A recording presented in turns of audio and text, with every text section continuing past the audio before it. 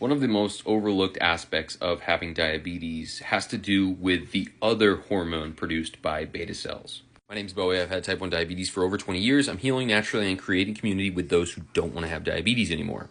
And if you have diabetes, I'm willing to bet that no one has ever told you that beta cells don't just make insulin. They're also responsible for making another hormone called amylin.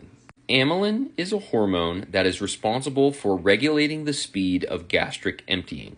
It also helps regulate satiety, or the feeling of fullness. Amylin is essentially the brakes on how quickly food is moving through your small intestine, because your small intestine is where sugar is absorbed and insulin takes its role.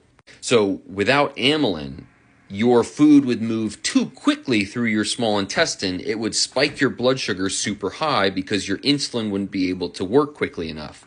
Amylin is something that can pace that to make sure that your blood sugar stays nice and steady. But what I think is so interesting is that people with diabetes, whether it be type 1 or type 2, people are always talking about the hunger hormone, ghrelin.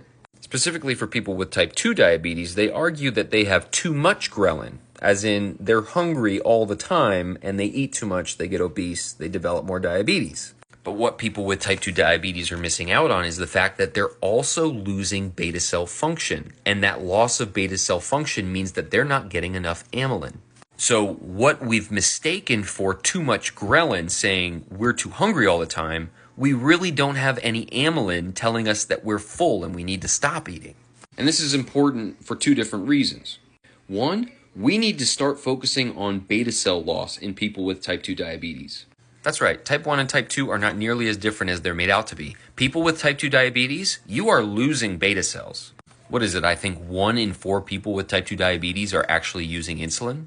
And 2, the diabetes research community needs to get their story straight. Consider both sides of every coin.